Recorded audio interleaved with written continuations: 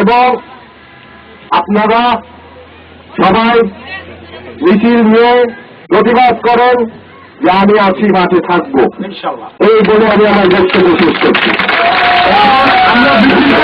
উত্তর ইউনিয়নে আমরা যে সভা করেছি আপনারা শুনছেন, আমরা সবাই গুনাই করে একাত্মতা ঘোষণা করছি। ইনশাল্লাহ আপনারাও সবাই থাকবেন। ইনশাল্লাহ আমি 90% ভোট আমি ঘুরে গেল উত্তর ইউনিয়ন এবং ঘুরে গেল দক্ষিণ ইউনিয়ন আমরা দিতে পারবো ইনশাল্লাহ।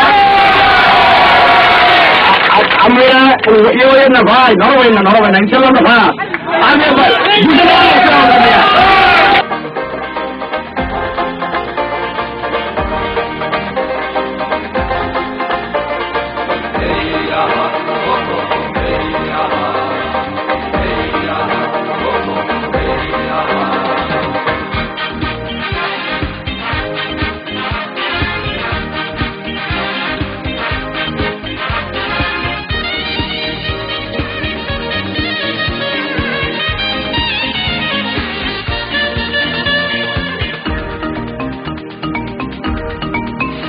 माझी नाव छाइड़ा दे, ओ माझी पाल उड़ाइया दे, सारे माझी का कोनो गान। ओ माझी नाव छाइड़ा दे, ओ माझी पाल उड़ाइया दे, सारे माझी का कोनो गान। ओ माझी नाव छाइड़ा दे, ओ माझी पाल उड़ाइया दे, सारे माझी का कोनो गान।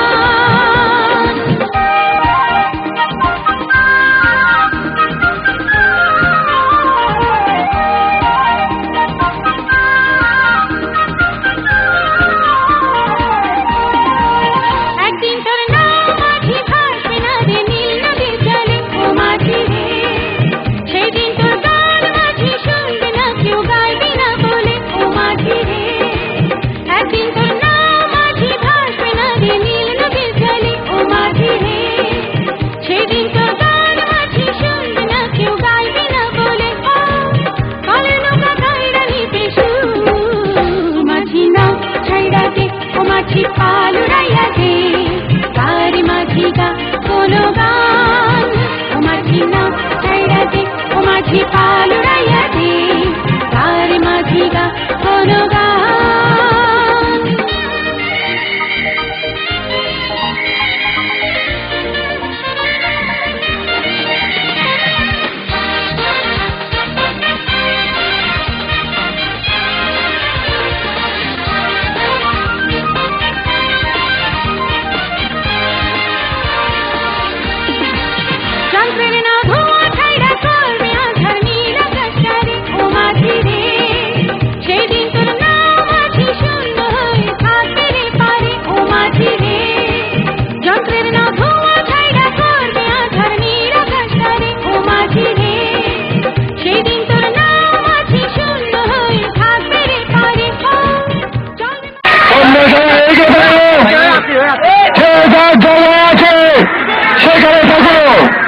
আর আজকের এই সুন্দর মিছিলের জন্য আমি তোমাদের সবাইকে জানাই ধন্যবাদ। ইনশাআল্লাহ 22 তারিখে 5টার পর থেকে তোমরাই আমার ভোটের রেজাল্ট নিয়ে আসবা কেন্দ্রের থেকে। এই বলেই আমি আমার বক্তব্য শেষ করছি। জয় বাংলা, জয় বঙ্গবন্ধু, জয় মুখ্যমন্ত্রী, আল্লাহ হাফেজ।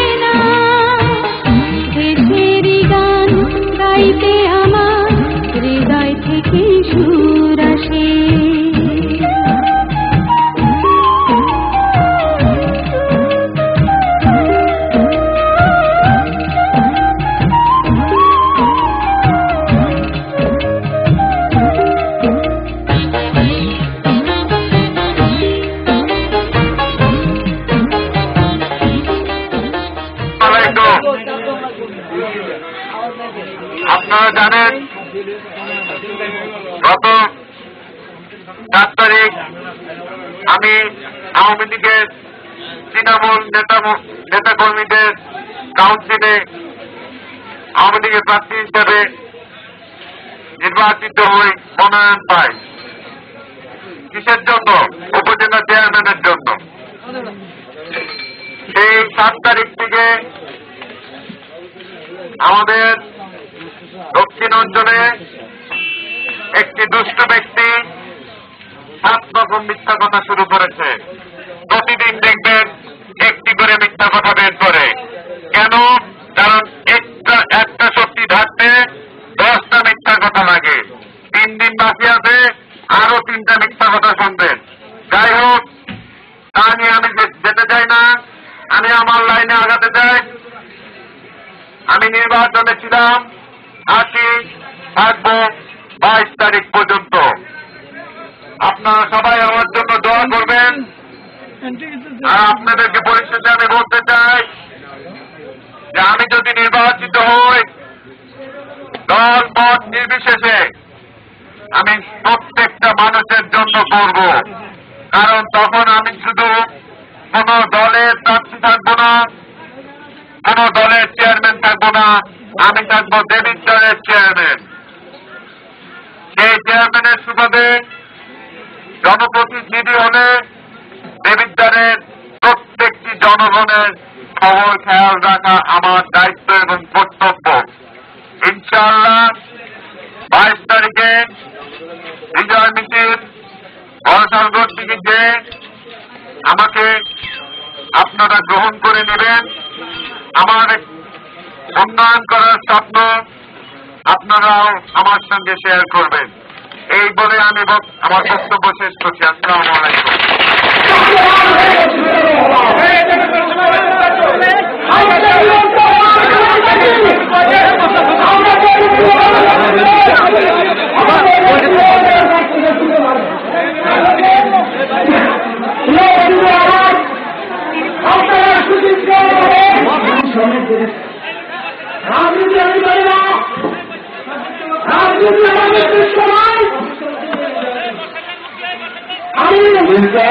অতিথিবৃন্দ, আমার প্রার্থী, সবার কাছে আমার সভাপতি, উপস্থিত নেতৃবৃন্দ, ওনার সান্নিধ্যে আমি পেয়েছি। আমরা আগামী 22 তারিখের নির্বাচনে আপনারা যদি আমাদের শাসনের মধ্যে থাকেন, 22 তারিখ নির্বাচনে এই যুবক ছেলেটিকে আপনারা বিপুলভাবে জয়যুক্ত করলে সারা বাংলাদেশের মধ্যে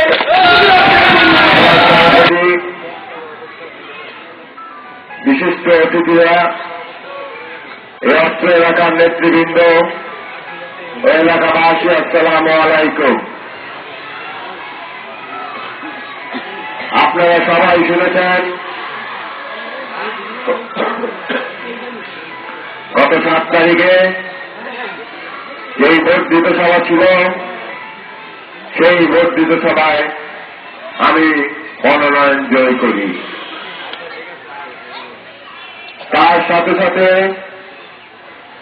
আপনারা যেটা দেখেননি সেটা আমি বলতে চাই।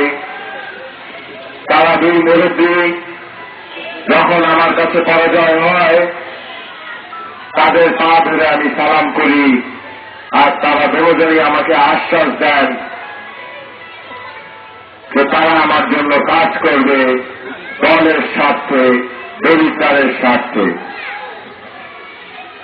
কিন্তু তার কিছু ঘন্টা পরেই তারা তাদের নিজেদের চ্যানেল প্রকাশ করেন, মানুষকে জানান। কাদের স্বার্থে আমি জানি না। যেহেতু প্রথমটা দেবিদ্বারের স্বার্থে ছিল ও দলের স্বার্থে ছিল, আমার দীর্ঘ বিশ্বাস দ্বিতীয়টা নিশ্চয়ই তাদের নিজেদের স্বার্থেই ছিল। আপনারা দেখেছেন শুধু একটা ব্যক্তি নয়, 3টা ব্যক্তি এসেছে। 3টা ব্যক্তি এসে আমার নির্বাচনী কর্মকাণ্ডে বিভিন্ন রকম মিথ্যা কথা বলছে না। প্রথমে তারা কি বলেছে? প্রথমে তারা বলেছে যে রাজি পায় নাই, আমরা পেয়েছি। তারপরে যখন জনগণের কাছে এটা পরিষ্কার হয়ে গেল, তারপরে বলল যে আমরা মূল আওয়ামী লীগ, কাজী মোহাম্মদ ফখরুল আওয়ামী লীগের কেউ না, তাকে দেওয়া যাবে না, আমাদেরকেই দেওয়া যাবে। তারপরে যখন দেখা গেল তাদের কিছু হচ্ছে না, তারা কি করল, কয়েকটি মুরাদনগর ও চান্দিনার এলাকার নেতাকর্মী ধরে তারা একটি সভা করে তাদের পক্ষে নিয়ে গেল। আমার আপনাদের কাছে প্রশ্ন, যদি ডেভিড স্যারের ভোটের ডাকাতি হয় আর তারপরে মুরাদনগর আর চান্দিনার মানুষ, তাহলে কি আপনারা এটা সহ্য করবেন? সেই জিনিসটাই হয়েছে গত 17 তারিখ। সেই চান্দিনায় মহিলা কলেজে আপনাদের কাউন্সিলরের মাধ্যমে আমি নির্বাচিত। আমি কোন ব্যক্তির কারণে না, কোন একজন মানুষের কারণে না। এই কাউন্সিলররা আপনাদের এলাকায় নেতৃত্ব দেন একটি দলের, সেই কাউন্সিলরদের মাধ্যমে। কিন্তু দেখা গিয়েছে কয়েকটি নেতার খুব খারাপ ইচ্ছার জন্য সেটা হয়নি। তারা আসলে মূলত চায় না আওয়ামী লীগে নতুন কোন লোক আসুক। আওয়ামী লীগে যদি নতুন লোক না আসে, তাহলে জননেত্রী শেখ হাসিনার চিন্তা ভাবনা কিভাবে বাস্তবায়ন হবে? উনি গত জাতীয় নির্বাচনের আগে বলে গিয়েছেন এবার দিন বদলের পালা, এবার ডিজিটাল বাংলাদেশ গড়ার পালা। কিন্তু দেখা যাচ্ছে এবিস্তারে সেই জিনিস হয়তো সম্ভব হবে না এই কয়েকটি নেতৃবৃন্দের জন্য। যারা এবিএম গোলাম মোস্তফা, আমার দাদা এই দেবিস্তারের মন্ত্রী ছিল, এখনো এমপি আছেন। আমার বাবা যারা এএফএম ফখরুল ইসলাম মুন্সি এই দেবিস্তারের মন্ত্রী ছিল, এমপিও ছিল। আমি রাজী মোহাম্মদ ফখরুল বিশ্বাস করি দেবিস্তারের মানবের সেবা করা আমার পারিবারিক ঐতিহ্য। এই ঐতিহ্য ধরে রাখতে হলে নিশ্চয়ই আমার দেবিস্তারে আসতে হবে। যেহেতু আমি তরুণ, এই তরুণ বয়সে আসলেই আমি আমার বাবার, আমার দাদার অসমাপ্ত স্বপ্নগুলি পূরণ করতে পারব। আপনারা সবাই দোয়া করবেন আমার জন্য। আমি যেন 22 তারিখে বিজয়ী হতে পারি, বিজয়ী যদি হতে পারি, নির্বাচিত যদি হতে পারি, তাহলে নিশ্চয়ই আমি দেবিস্তারের 3.5 লাখ মানুষের জনপ্রতিনিধি হব। আর 3.5 লাখ মানুষের জনপ্রতিনিধি হলে আমি দল মত নির্বিশেষে প্রত্যেকটি অঞ্চলে প্রত্যেকটি মানুষের জন্য কাজ করে যাব, কাঁধে কাঁধ মিলিয়ে।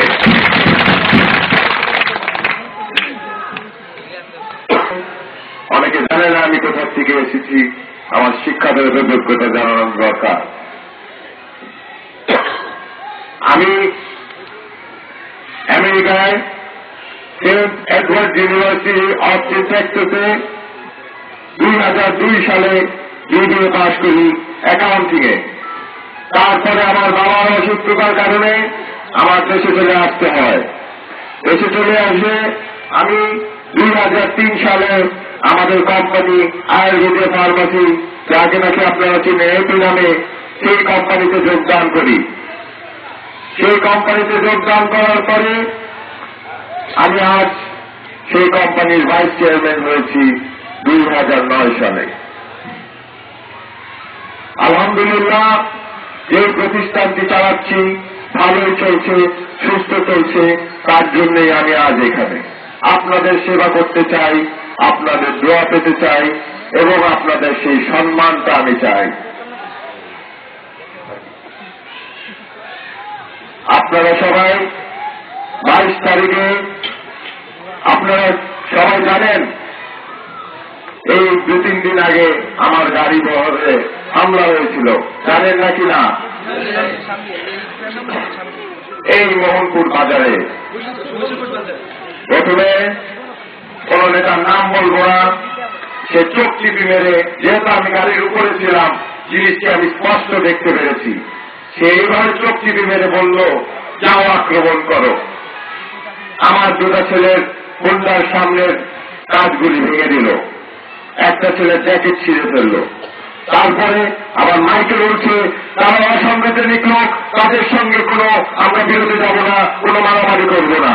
এই হলো গিয়ে তাদের রূপ। একদিক দিয়ে চোখ টিপ মারে, আরেক দিক দিয়ে বলে মারামারি করো না। আপনাদের সবাইকে তারা ভুল দিকে নিয়ে যাবে, আপনারা তাদের এই ভুল দিকটা দেন না। কেন কি হবে? আপনারা দেখছেন যে 22 তারিখের আগেই সন্ত্রাস শুরু করেছে। সেই রসুলপুরে আমার একটি কর্মীর দাঁত ভেঙে দিয়েছে, পানিতে আমার একটি কর্মী গায়ে ফুল দিয়ে আঘাত করেছে।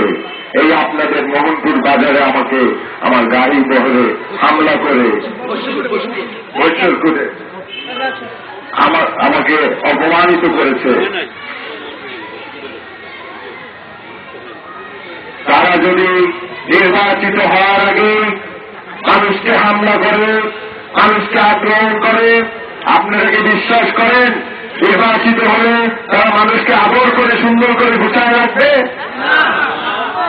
তাহলে আপনাদের ইনশাআল্লাহ 22 তারিখে সেই জবাবের সুযোগ আছে। আপনারা সবাই কেন্দ্রে যাবেন, কেন্দ্রে গিয়ে এটার বিচার করবেন। এই ঘটনার বিচার চাই। এই ঘটনার বিচার আপনারা কিভাবে করবেন? আমরা এখানে কেউ সন্ত্রাসী না, এর জন্য আমরা ব্যালটের মাধ্যমে করব। আমাকে যদি না ভালো লাগে তাহলে অন্য কোনো ভালো ব্যক্তিকে দিয়েন, কিন্তু ওই সন্ত্রাসীদেরকে আপনারা দিবেন না, আপনাদের দোহাই। এবং আমি যদি নির্বাচিত হই, আমাকে সে গাইড করতে পারে, দেবিদ্বারকে আরো সুন্দর করার। এই বলেই আমি আমার বক্তব্য শেষ করছি। জয় বাংলা, জয় বঙ্গবন্ধু, জয় মেনের মধ্যে মানুষের। এলাকার নেতৃবৃন্দ, এলাকাবাসী, আসসালামু আলাইকুম। আসলে আপনারা সবাই জানেন গত 7 তারিখে আওয়ামী লীগের একটি বর্ধিত সভা হয়েছিল। সেই 7 তারিখে ব্যালট প্রক্রিয়ার মাধ্যমে আমাকে মনোনয়ন দেওয়া হয়। তারপরে তারা অঙ্গীকারনামা সই করে যে আমার পক্ষে অপর 2 জন আওয়ামী লীগের প্রার্থী আমার পক্ষেই কাজ করবে। কিন্তু দুঃখজনক বিষয়, তারা রাতের আধারে মিটিং করে এই সিদ্ধান্তটি প্রত্যাহার করেন এবং মানে না। যাই হোক, তাদের হয়তো দলের থেকে, দেবিদ্বারের থেকে নিজ উদ্দেশ্যটাই আরো বড়। আপনারা জানেন আমাকে নিয়ে 4-5 রকমের গল্প করেছে। একবার দেখিয়েছে যে আমি নাকি জয়ী হইনি, আরেকবার বলেছে আমি নাকি বসে গেছি। ভাই ও বোনেরা আমার, আমি এখনো দেবিদ্বারের মাঠে দাঁড়িয়ে আছি। 22 তারিখ পর্যন্ত দাঁড়িয়ে থাকবো ইনশাআল্লাহ। আপনারা কেউ এরকম বিভ্রান্তিকর কথাতে কোনো সাড়া দিবেন না, কারণ একটা সত্য ঢাকতে গেলে 10টা মিথ্যা কথা বলতে হয়, আরো 4-5টা হয়তো মিথ্যা কথা বাকি আছে। কিন্তু আমি বলবো আমার মুরব্বীদেরকে, যারা হজ করে তারা মিথ্যা কথা বলে না, যারা অধ্যক্ষগিরি করে তারা মিথ্যা কথা বলতে পারে না। যাই হোক, আপনারা যদি মনে করেন যে শুধু আলহাজ হয়ে, অধ্যক্ষ হয়ে তারা দেবিদ্বারের উন্নয়ন করতে পারবে, এই কথাটি সঠিক নয়। কারণ আপনারা দেখেছেন তারা পদে পদে মানুষকে ধোঁকা দিচ্ছে। তাদের পিছে একটি দুষ্টু লোক আছে, তার নাম রওশন আলী মাস্টার। সে আসলে রওশন আলী মাস্টার কিসের মাস্টার আপনারা কি কেউ জানেন? আচ্ছা, সে আসলে গুজবের হেডমাস্টার। দেবিদ্বার থানার গুজবের হেডমাস্টার আমাদের রওশন আলী মাস্টার সাহেব।